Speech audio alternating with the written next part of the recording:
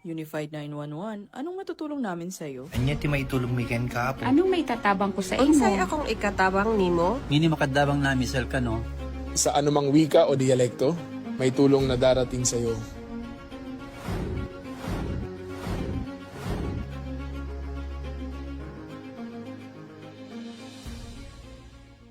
Lilingkod sa bawat Pilipino at magbibigay ng tamang impormasyon para sa tahimik at maayos na Pilipinas. Police News Network, alagad ng batas, tagapagtaguyod ng balitang pulis, sandigan ng mamamayan, patnubay ng katotohanan.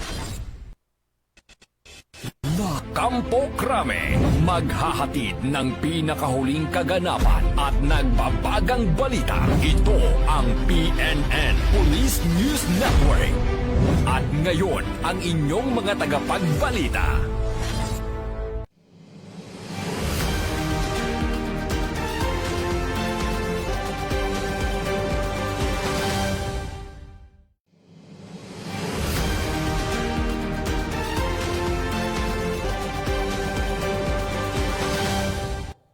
Magandang araw, bagong Pilipinas. Ako ang inyong alagad ng batas, tagataguyod ng Balitang Pulis. Police Captain Cherry Vicente, maghahatid sa inyo ng tamang balita, kwento ng pulis at serbisyo para sa mamamayan. At ito ang PNP News Online. Ang pangunahing balita ng Police News Network, alagad ng batas, tagataguyod ng Balitang Pulis.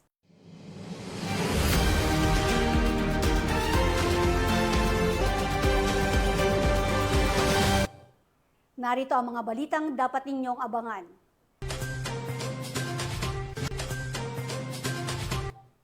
Lalaki arestado ng PNP ACG sa pagbebenta ng financial account online. Most wanted person sa kasong frustrated murder huli sa Cebu City. At sa Mountain Province PNP, agad na rumisponde sa tawag ng tungkulin.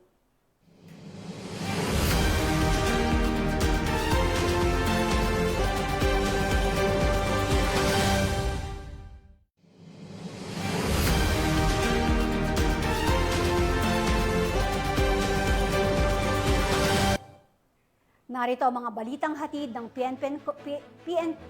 PNN correspondents mula sa iba't ibang panig ng bansa.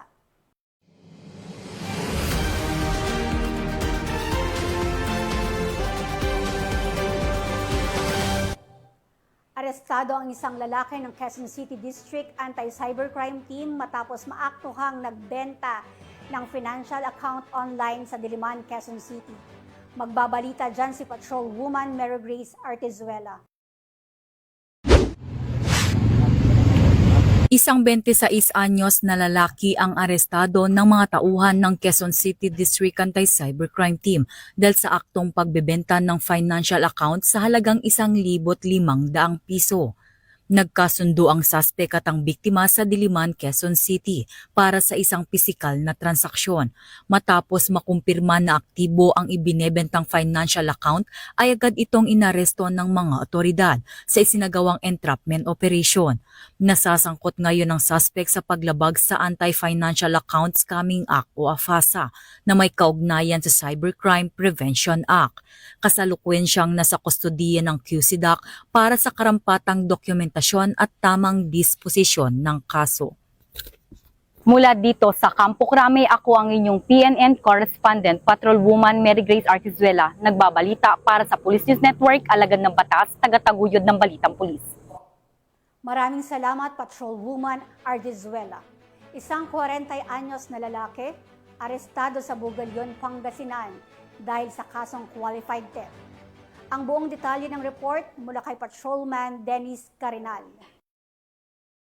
Naaresto ng mga tao ng Bugalyon Police Station, RIU 1 at Payatas Bagong Silang Police Station 13 ang isang lalaki na may warrant of arrest sa kasong qualified theft sa isinagawang operasyon sa Barangay Salasa, Bugalyon, Pangasinan noong November 26, 2025. Kinilala ang suspect na Elias Bico, 40 anyos, tubong Naik, Cavite, at kasalukuyan naninirahan sa Barangay Umanday, Bugalyon, Pangasinan. Ang pag-aresto ay base sa Nobel warrant na inisyu ng Regional Trial Court Branch 306, Quezon City. Isinagawa ang operasyon sa ilalim ng pamumuno ni Police Captain Chris Ison Soriano, kung saan maayos at mapayapang naiserbang warrant. Ipinabatid sa akusado ang kanyang mga karapatan, kabilang anti-torture warning law, at ang buong proseso ay tinala gamit ang dalawang recording device.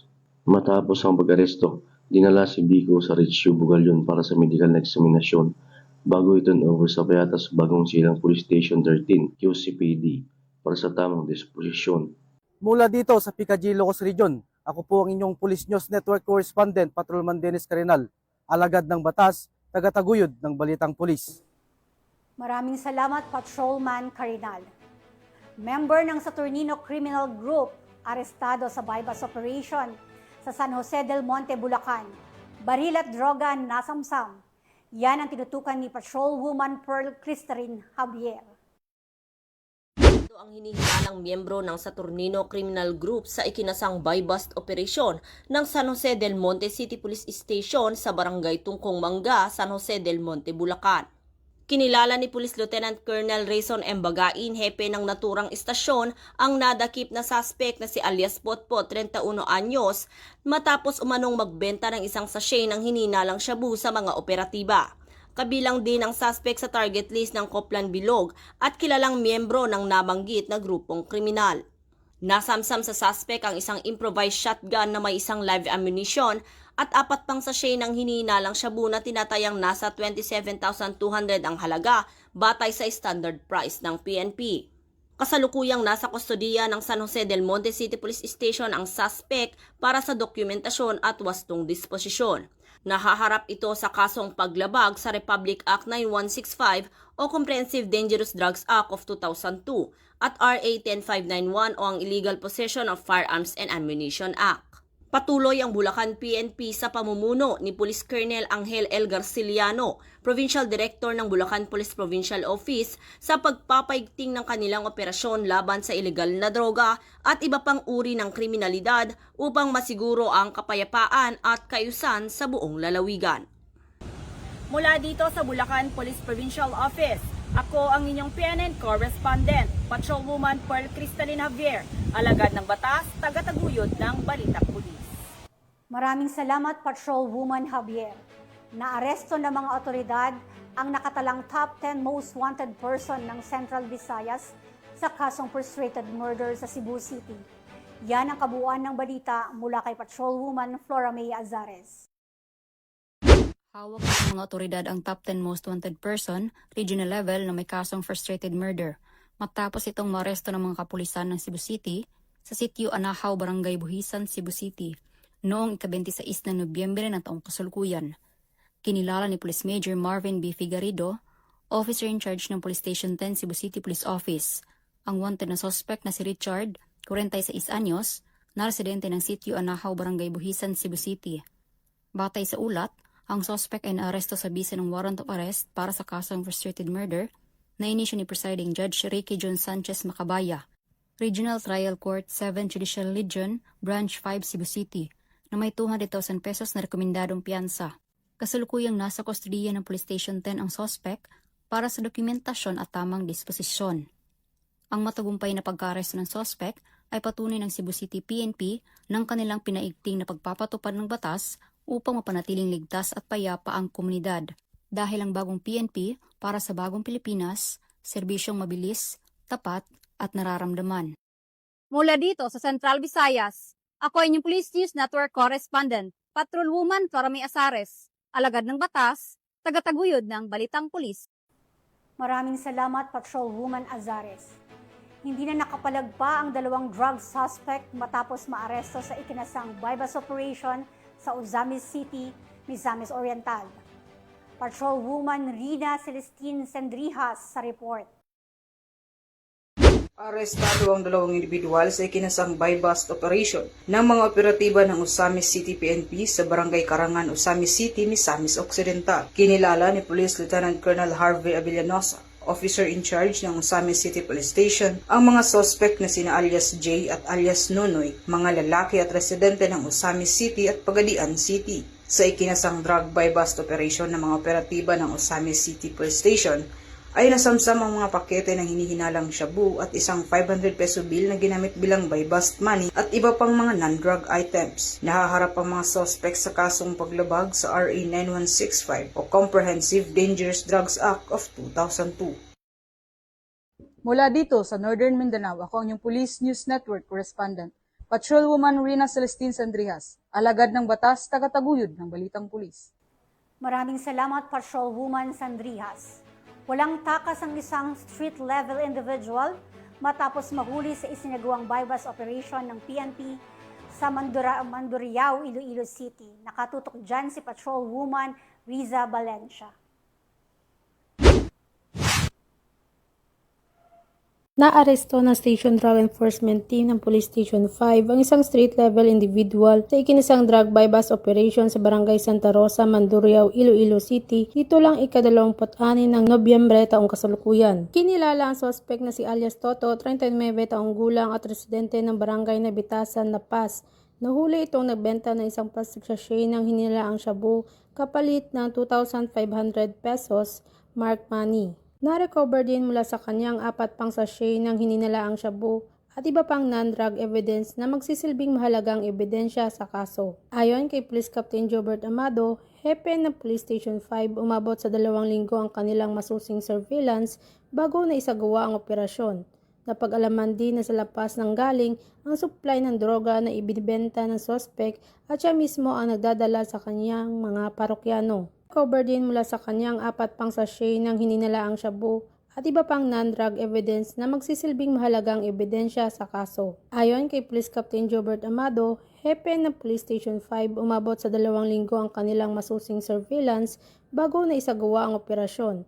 Napag-alaman din na sa lapas ng galing ang supply ng droga na ibinibenta ng suspect at siya mismo ang nagdadala sa kanyang mga parokyano. Tinatayang 20 gramo ng hininalaang shabu ang nakumpiska na may market value na humigit kumulang 136,000 pesos. Nakakulong na ang suspect at haharap sa kasong paglabag sa Republic Act 9165 o Comprehensive Dangerous Drugs Act of 2002. Layunin ng PNP na mapanatili ang kapayapaan at kaayusan sa bawat komunidad sa pamamagitan ng mas pinahigpit na kampanya kontra ilegal na droga. Sa bawat operasyon, hangad ng PNP na makapaghatid ng mas ligtas at mas maayos na pamayanan para sa lahat. Mula dito sa Western Visayas, ako yung Police News Network correspondent, Patrolwoman Riza Valencia, alagad ng batas, tagataguyod ng Balitang Pulis. Maraming salamat, Patrolwoman Valencia.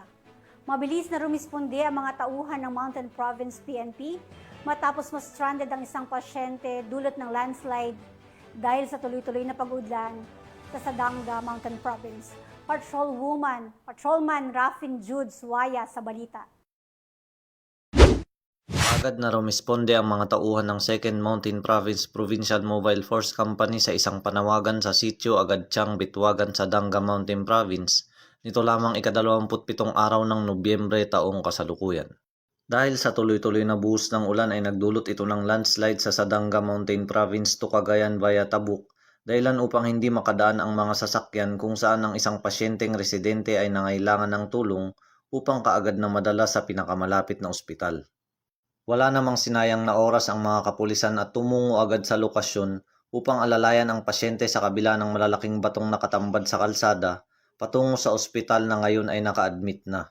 Lubos naman ang pasasalamat at paghanga ng mga kaanak ng pasyente sa ipinamalas na dedikasyon sa tungkulin, pagsisikap at mabilis na aksyon ng ating mga kapulisan. Mula dito sa Camp Dangwa, La Trinidad, Benguet, ako po ang inyong PNN Correspondent Patrolman Rafin Jude Suaya, alagad ng batas, tagataguyod ng Balitang Pulis. Maraming salamat, Patrolman Suaya. At yan ang mga balitang nakalap ng ating PNN correspondents mula Luzon, Visayas at Mindanao. At bago tayo magtapos, nais naming batiin si Miss Shin Suzanne Alba Lopez ng maligayang kaarawan mula sa Police News Network family. Happy birthday, Queen Shin! At mga ka-PNN, 27 days na lang, Pasko na!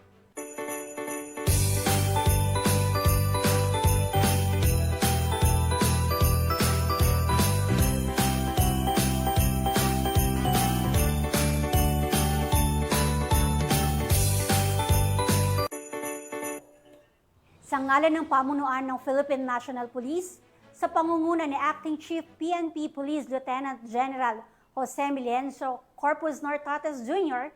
at sa pamumuno ni President Ferdinand Bongbong Marcos Jr., kami ay maglilingkod sa bawat Pilipino at magbibigay ng tama at balanseng balita. Mula rito sa tanggapan ng tagapag-ugnay ng pambansang pulisya, kami ang inyong alagad ng batas, tagataguyod ng Balitang Pulis, Police Captain Cherry Vicente, maghahatid ng tamang balita, kwento ng pulis at serbisyo para sa mamamayan. At ito ang PNP News Online, ang pangunahing balita ng Police News Network. At ito ang bagong PNP para sa bagong Pilipinas. Serbisyong mabilis, tapat at nararamdaman.